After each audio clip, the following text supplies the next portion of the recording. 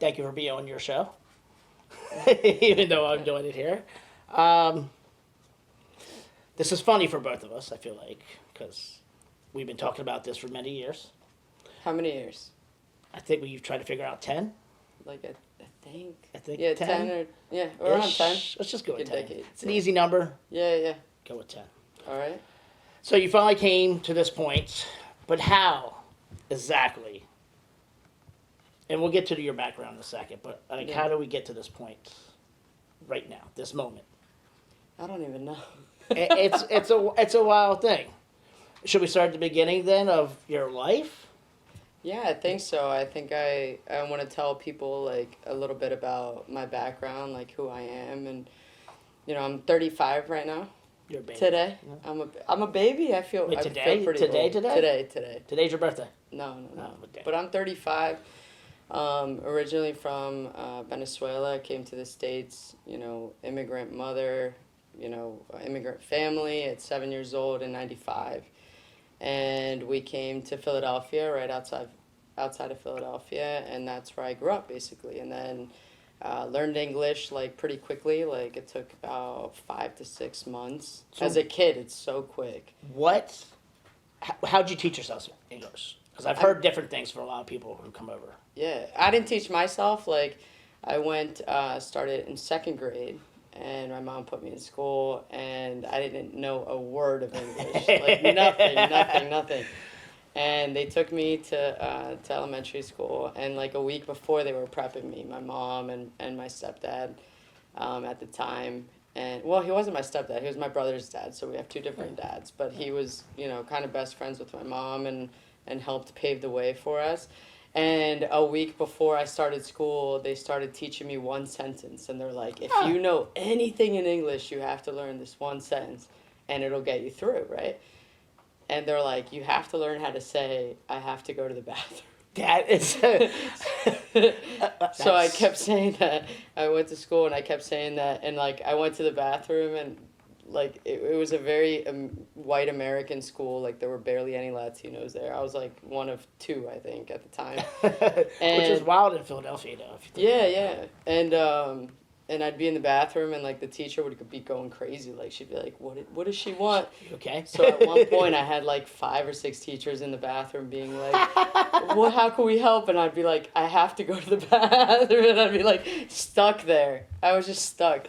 And because that's all you knew. Yeah, that's all I knew, of course. That's awesome. Though. Yeah, and from there I just had an ESL teacher like take me under her wing. There was a program there, Miss Linda, and that's how I learned English. So no TV shows, no nothing. No, I mean I saw TV shows like at home after school, but basically being embedded in the school system and just having to speak it, and ESL, it's such an amazing program. It's what helped me. So nice. Yeah. That's good. So you said you moved to Philadelphia. Yeah. And you came over from Venezuela. Yep. A lot of your childhood, did you ever think that you would be venturing over? I mean, I know you're young. I know it's your child. Yeah, you're a kid. I mean, I remember at 7. So my brother and I have different dads, and How old's your brother? He's 2.5 years older than me. So he's either, I think, turning 38 this year. So his dad moved from Venezuela to Philly. So my brother used to travel to Philly all the time to see him because his dad used to work for an airline. Which is awesome. Yeah, so back in the day, he used to fly for free, like first class, like leather jacket, Little like kid. Top Gun stuff. So he used to go to the States, visit his dad, and come back. And I remember, like, he'd come back with Apple Jacks every time. Awesome. And that's how I knew United States is Apple Jacks. Apple Jacks of the States. Yeah. And in Venezuela, I used to watch Baywatch. Huh. No, I was a lesbian back at 7 years old. I believe you said it to me before. We're all lesbians. We are. Yeah. Okay. So you knew then watching Baywatch. Mm-hmm. So yeah, David Hasselhoff. Yeah, I had a hunch. Who was your favorite? A hunch. Pamela Anderson. I just remember her. I remember being in bed at 6 years old in my mom's bed because she had the TV. And I remember being there at 6 years old, not knowing any English, and I used to just watch the red bathing suits and Pamela Anderson slow motion running through We the all beach. did. I know. And I used to be like, I love the United States. I mean, that's a great first impression is Pamela Anderson. Yeah. I mean, I remember being in high school when Baywatch came out. So it was like, you know, I mean, it's a campy show. Right. So I was like, they're hot, though. I mean, on a Saturday They afternoon. were good looking. That's the whole point. They're still good looking. Even in their old age, they're Yeah. still hot. Yeah. So, all right. So you knew you were a lesbian because of Baywatch. You moved here because of you moved here because your brother's father, Philadelphia. Out of all Philly. places, I apologize. Eagles fan. The best fan, obviously. We'll just leave it there. Just leave it there. Yeah. So from that point, you know, you get into high school, whatnot. What propelled you into your like adulthood? Like What propelled me? like military. You did I mean, some so yeah, scissor. I went into high school. I was, an athlete throughout my whole life. Like What sport did you play? Guess. Softball. Yeah. Softball, yeah. You know, yeah. So I played softball. I was never like a scholar. Like I grew up like really hating school, and I just always thought that I was like way more advanced. Yeah. I mean, I don't know how to explain it. Like I just always on thought a different level. on a different level than everybody else, right? And I couldn't explain that. So I remember going into high school, and I was from 7th and 8th grade, I was being scouted for varsity. No shit. Like, yeah, That's dope. I was pretty good at what I did, and thankfully my brother, made a name for himself as like the only Latino in the high school. So they knew like once I came into freshman year. And I knew I was starting varsity ball, like a bunch of my brother's friends were on the team with me as juniors and seniors. That's what's up. Right? So it was, he paved the way, so it was easy for me. I had an easy transition into high school. I was friends with, like, everybody. Yeah. Like, I treated, back then, there were kids that said they were gay, and hush, hush, right? Like, they weren't as open. Bullying was very much a thing, but I was always friends with like every single group. So going into high school, I played ball all of the time. I was like at a point I had four teams, like travel team. It's all I did. So a lot of my teachers like That shit's crazy. not to call them out, but a lot of my teachers like passed me and stuff so I could keep playing.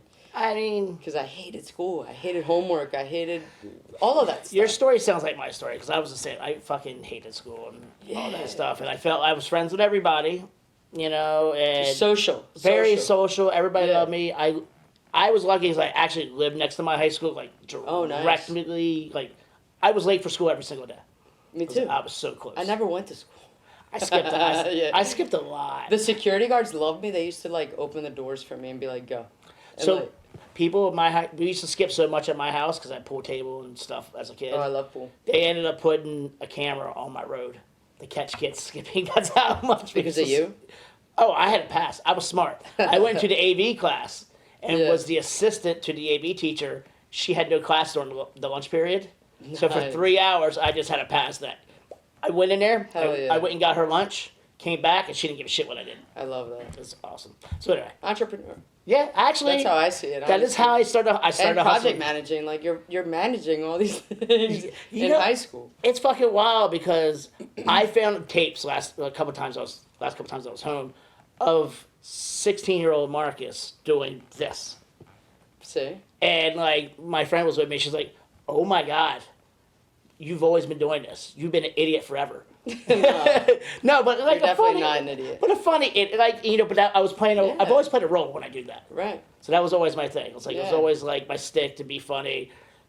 I mean, you're like if you're a people's person, you're social, like it comes around. Yeah, and that's part of the reason why we get along so well. Yeah, I agree. I mean, because we first met, which we'll get to that, but we just clicked, and and I can see why because your backstory is similar to my backstory. Yeah. So now I can start seeing it.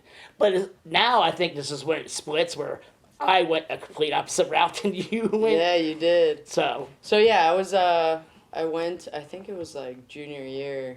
And the softball coach that was with me for, a really long time, Keith Ford, I'll never forget him. He played like a father figure. Nice. He my mom worked a couple jobs. Like she couldn't make every game or every practice. Well, so that's not to cut you over. That's wild to me. Like, your mother being like this famous person in Venezuela coming over here. And Yeah, my mom, we grew up with, my mom was an actress in Venezuela and did a lot of films, a lot of theater, a lot of soap operas, and we grew up in the magazines, right? And when she chose to come over here, I think in her brain, she was 36, I believe, when she came over with 2 kids. Yeah. She was like, I'll continue doing that, right? But when she came here, she realized, like, no, that's not how it is. I don't know the language, like, I can't just start acting, so she started cleaning toilets, like a lot of So that's trash. I mean, it's a lot of the immigrant families do, right? Yeah. Like, you have to start over. You gotta start somewhere. You gotta start somewhere, and that's what I admire about people that choose to leave a country and start over new and like do whatever it takes. Dude, that's just ballsy. Yeah, and she taught us, like that, no job is underneath us. Like, no matter what you are. For real, your mom's dope. That's awesome. No, for real. And like I grew up that way. So like, whether you're a janitor, a waiter, cleaning houses, or a CEO, whatever, like I treat everybody the same. I have the same respect. Yeah. We all put, and I learned that as I'm going to get to it in the military, like, we always said, no matter what rank you are, we all put our pants on and our boots on the same way. Right. And that's how I view everybody. But anyway, so when I was about 16, they fired my coach. And when they fired my coach, because the senior players were getting benched over freshmen like me. So it was basically because of me that this happened. And I remember... when we were told, I threw my glove on the ground in the gym. I'll never forget. And I was like, I'm finished with softball for the rest of my life. Because this is the father figure of yours, and you fired him because of me. Yeah, because, it was I felt like it wasn't justified. I felt like it was unfair. I feel like the better players should be playing. And the parents, there was a lot of money there. Politics. And that's why I hate politics, but we'll get to that on another episode. But that's when I quit softball. And I started really, I started going out. I started drinking, hanging out with older crowds. And just, I've always liked to party, and go out and have a good time. I'm a people person. And I always felt more advanced. So I did, for the first time, fall in love with somebody older than me. And it was a woman. And going through all of that was really, kind of, why is this happening to me? Why am I this way? And it's been accepted in my family. I have a couple uncles that are gay. My brother's dad's gay. It's always been very, an open subject. Right.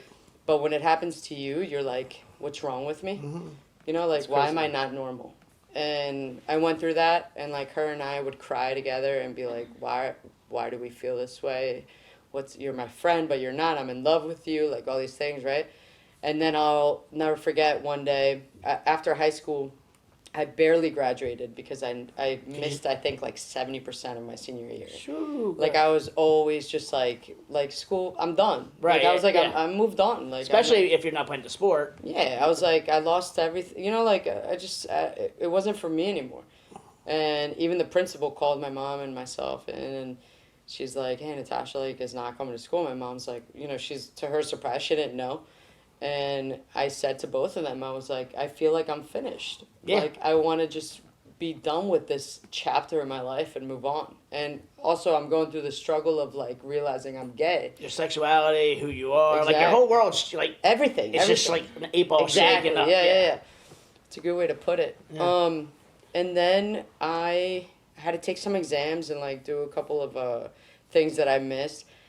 And until the day of graduation, I didn't know I was graduating. So I had to pick up my cap and gown the day of graduation, and I was the last one in the whole... That's awesome. How do you say it? Every row, it's alphabetically. What is, I don't know what that is. Whatever, I was all the way last. But hey, I graduated.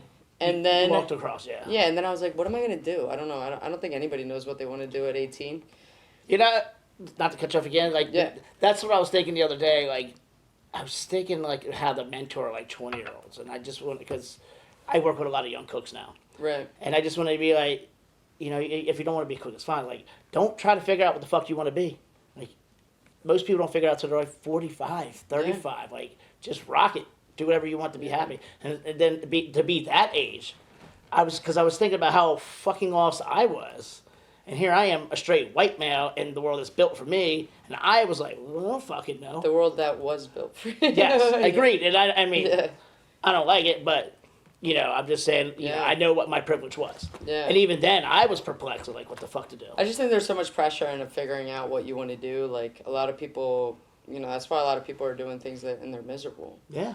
Right? So, like, I always say, like, you should do what you're good at, not what you're passionate at. And if you do what you're passionate at and you're successful, it's like you're one in a million. Right. I mean, I think it's incredible. But, so I tried community college. And it was literally like 13th grade. So I saw like my whole high school there. Yeah. And I was like, this sucks.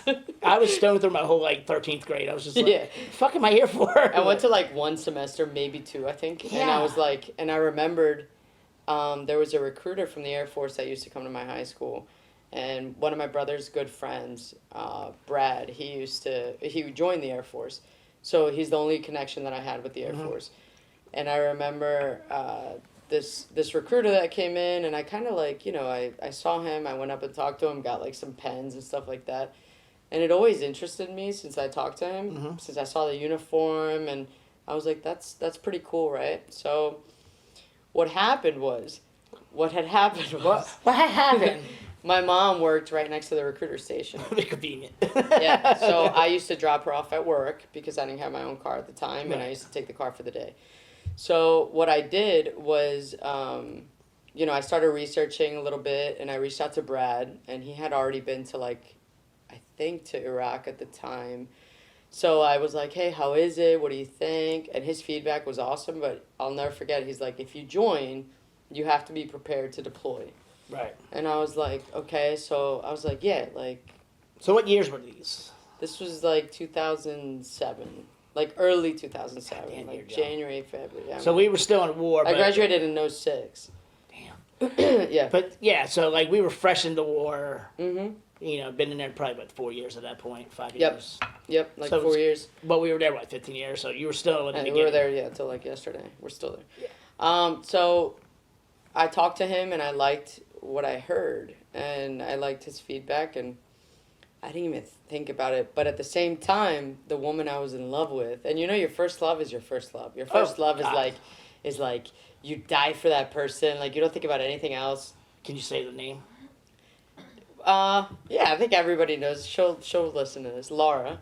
Hi, Laura. Laura was her name, and so she, you know, something happened where she had to move away drastically to Florida, and from one day to the next, Jesus. Yeah, from one day to the next, basically her family told me that, you know, she moved, and I was just left completely. She didn't even tell you?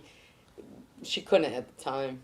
But I was completely heartbroken and shattered, and I thought my world just ended, and I couldn't be around the same people, the same place. Everything reminded me of her. My God, yeah, you're right. Everything reminded me of her, and I was so young, and I was like, I got to get out of here. My first heartbreak sucks. Yeah. So, and it was a woman, right? It was so deep. It was so.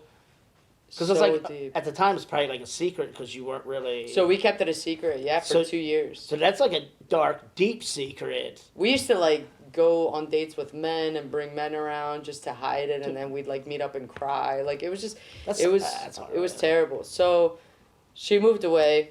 I found out. I was completely heartbroken, and then I dropped my mom off one day, and I was like, "Fuck it." Yeah.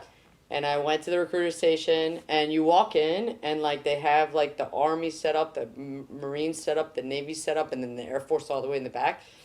And everybody tried getting me like, hey, come to our office, come to our office. And I was like, no, I want to go straight to the Air Force. Right. And I went straight to the back, and Sergeant Dracob, he was my recruiter, and I went straight up to him, and I was like, hey, like, you've been to my high school, and I talked to him about who I knew, and he's like, yeah.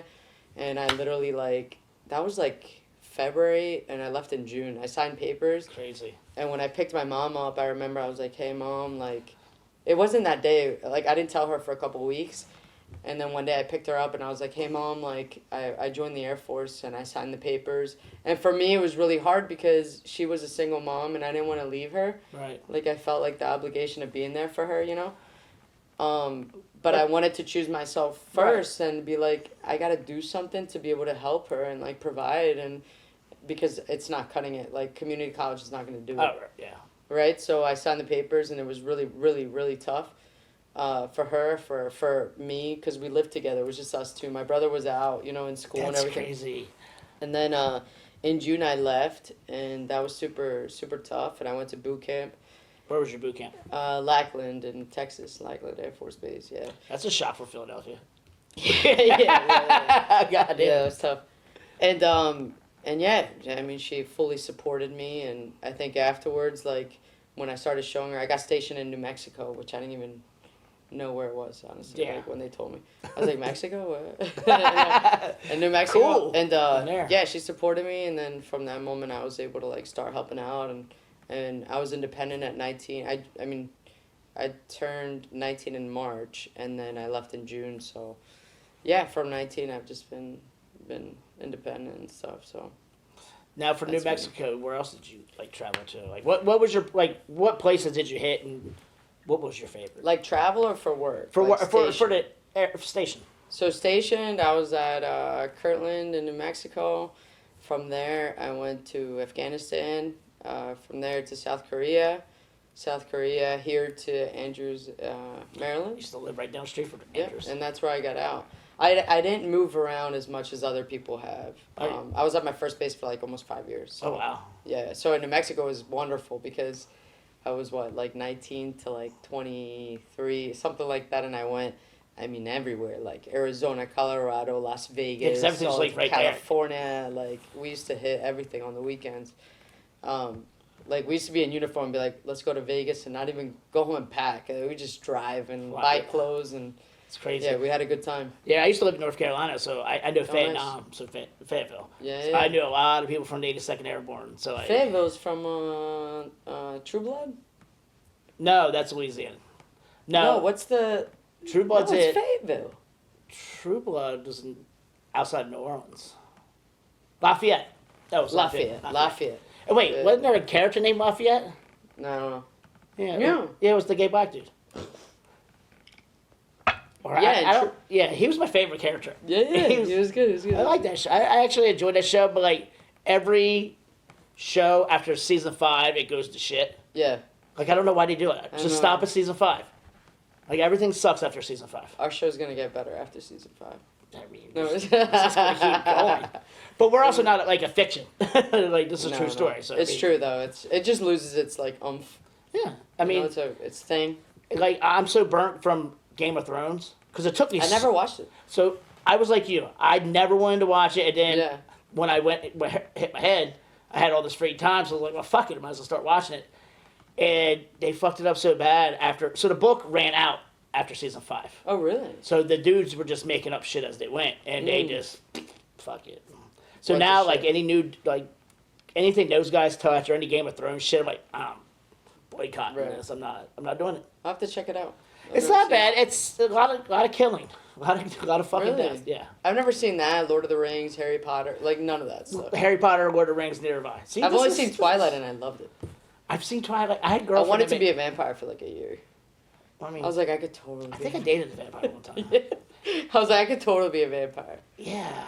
I mean, you stay out all night, so yeah. No, but I'm joking. I'm old now. Like I'm 35, but I've lived a life where I feel like I'm like 75. Like, So for real. let's I'm talk like- about that then. Yeah, no, I mean, the military brought me to Maryland. And in Maryland, I got out in 2013. And after I got out, I joined the reserves and the Guard. I did both. So I was at like Miami for a while, Delaware. We're in Delaware. I was at Newcastle. Oh, that's not. Yeah. That's Philadelphia. Yeah. But I got out, and 2 months later, I got my first panic attack, which was pretty severe. Wow. So it was really, really severe, actually. So from then, it took me about a year that I dealt with what I didn't know then was anxiety, panic disorder, all of the things. Isn't that crazy? We're like, hello, this Yeah. is what you have. Yeah. I think like your brain goes on override for so many years, Mhm. and like chemically, once your brain is on like fight mode, survival mode, after 30 days, like, what's been told to me by therapists and by health professionals is like the chemistry in your brain shifts, and you're constantly feeling like you're in danger. right? So like when you feel like you're in danger for over 30 days, it changes you and it takes a long time to get it that sets back. into your system. Yeah, so after that I was pretty sick. You know, I was suicidal. The brain will take a lot out of you. Yeah. I got to a point where I was suicidal at one point where like I couldn't eat, I couldn't go to a restaurant, I couldn't go out, I couldn't work out, I couldn't do anything. I would have never expected that. Yeah. No, I actually kept it from my mom for a while, from everybody. But during that time, I met someone because the only thing that I could go to that made me feel better was drinking.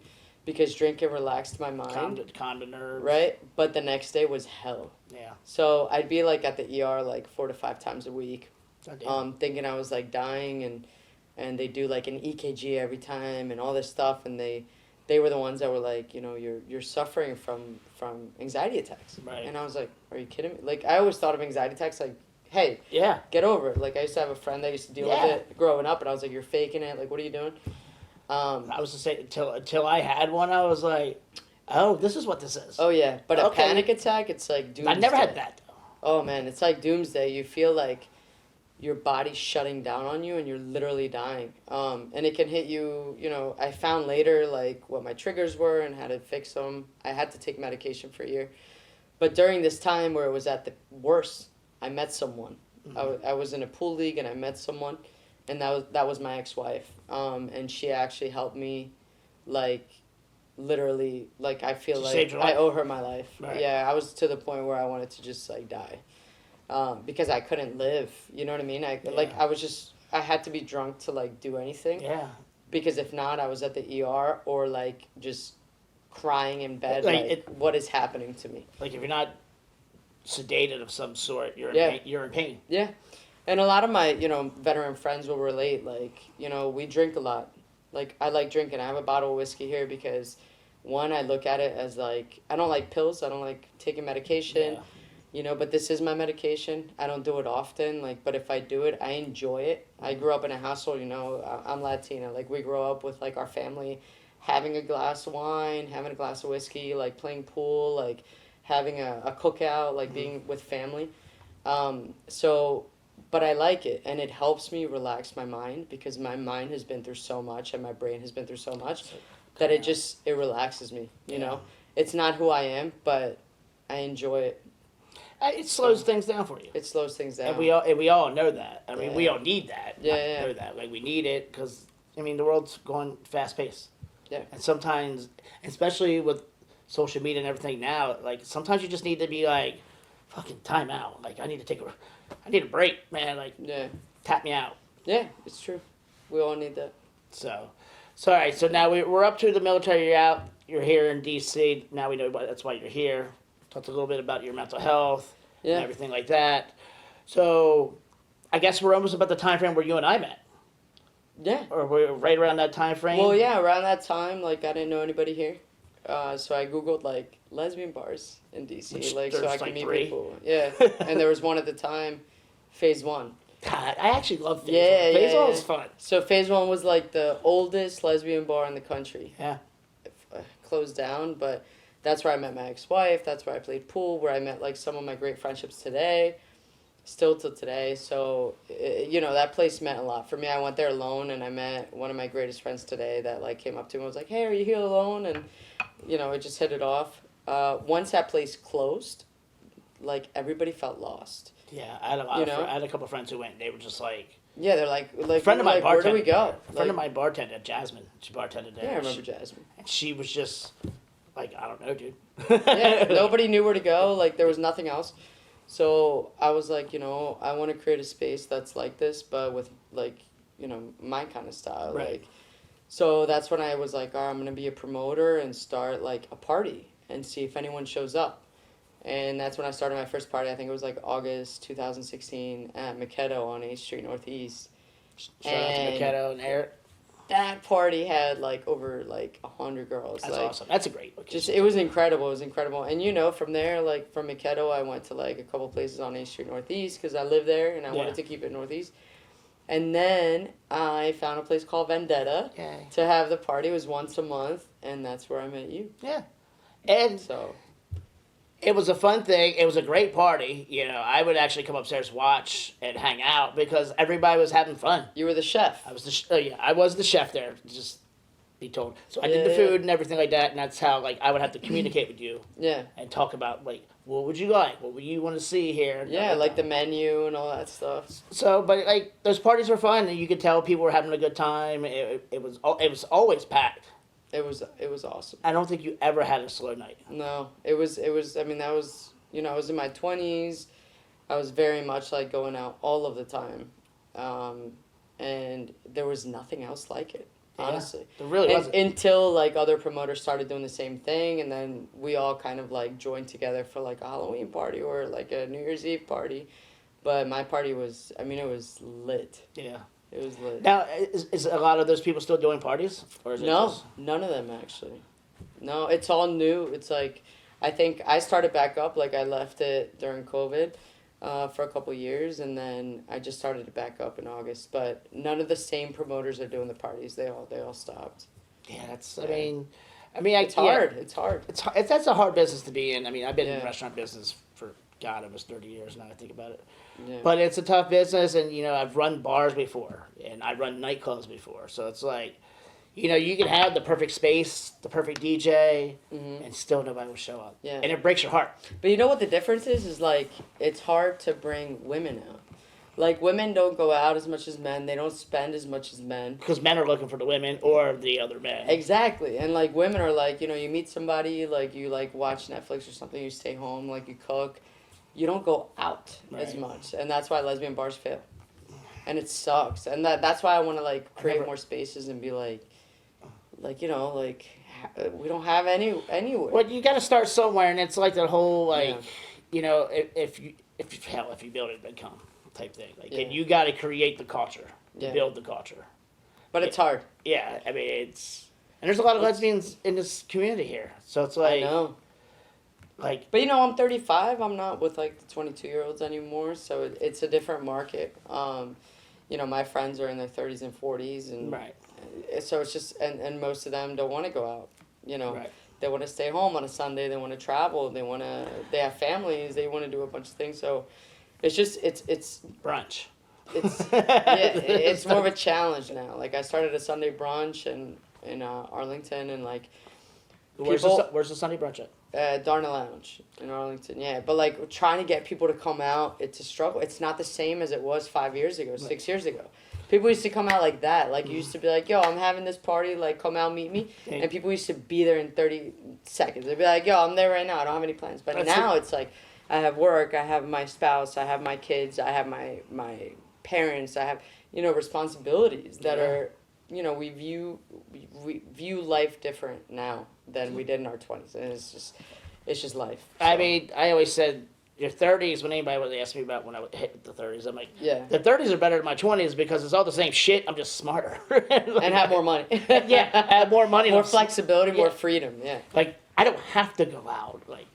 You lose that But need back back. then, you're I don't care about anything. Right, I'll yeah. go out all the time. I'm going. Because you always thought you're going to miss something. And it gets worse, your 40s, your 50s, your 60s. I mean, I have some people coming out in their 60s, and that makes me so happy. That is awesome. That at least there's a place, I've had people meet and get married and have kids from my event. That's awesome. Oh, yeah. Just... Are you invited? Seeing... Am I what? Are you invited? No, to that happened a long time ago. Yeah, I was invited.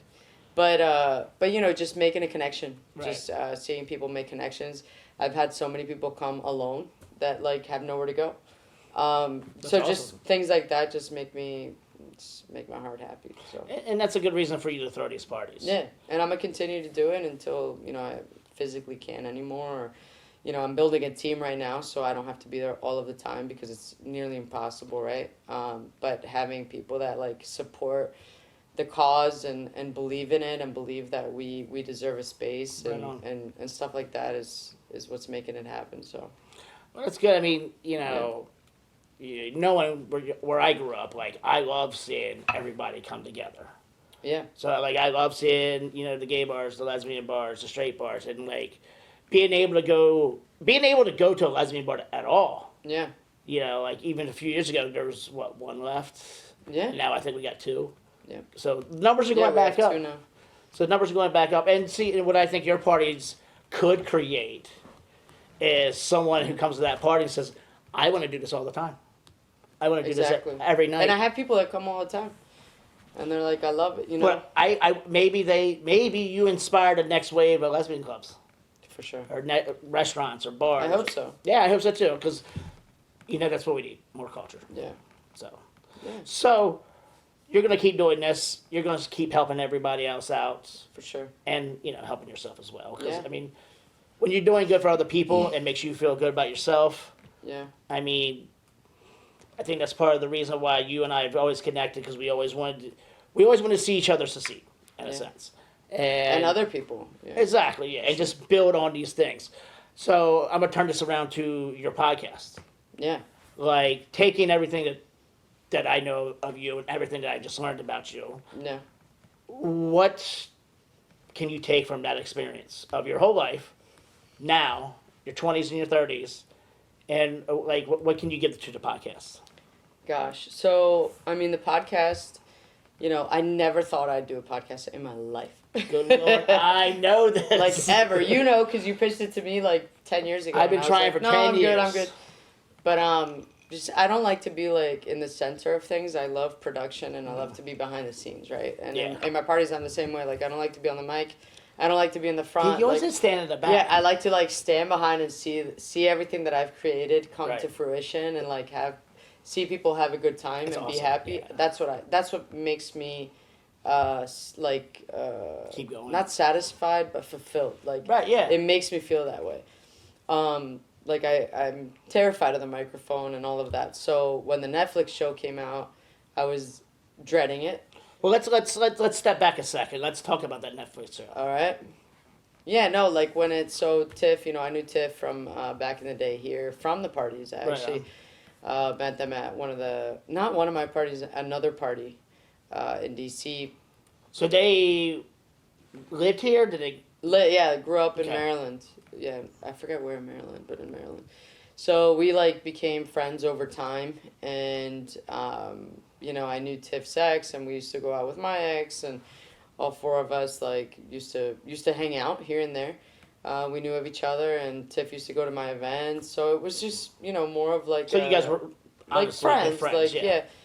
Not best friends, but not Good we friends. knew of each other, and we hung out, and we've been on trips, and if you go on trips with somebody, we became semi close at some points, but Tiff went through a hard breakup and decided to move to Cali, and I fully supported it. I was like, go have a good time, go create a life there. I admire people that move from one place to another. It's hard. Without a job, without anything, and just start over. It's incredible. It's admirable. So one day Tiff called me, and they were like, hey, I got casted for a show. And I was like, what show? And I'm a reality show nerd. That's where my brain decompresses. It's the same thing with drinking. You want to step from out. My full-time job. Yeah, I just watch trash TV, and I feel I feel good. So I was like, what show? And Tiff was like, the ultimatum. It's a queer edition, and I was like, that's gonna be big. Did you see the the original one, or? Oh my god, I watch every show. I watch Love Is Blind, The Bachelor, huge Bachelor fan, all this stuff for years and years and years. So you're sappy into that.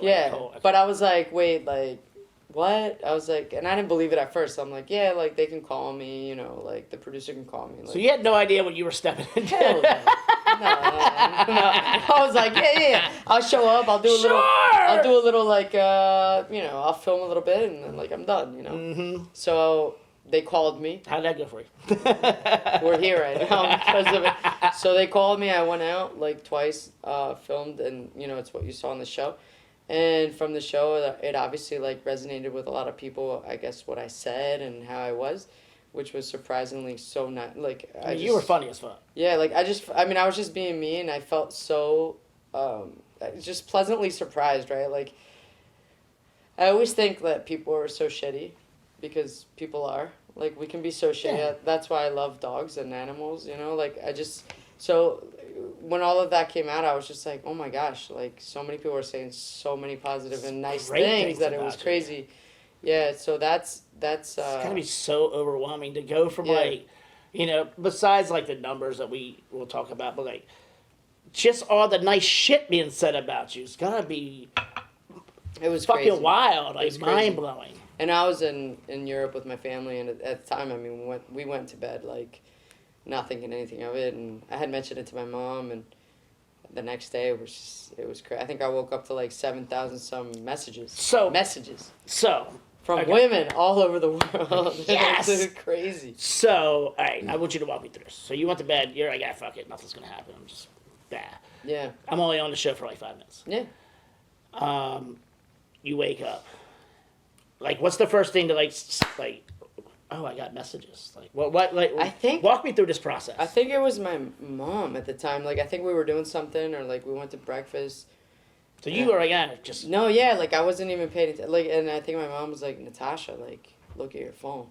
Like, and that's how I was like, what? And I just started, and I mean, the whole trip turned into, everyone's phones and just seeing like what was happening.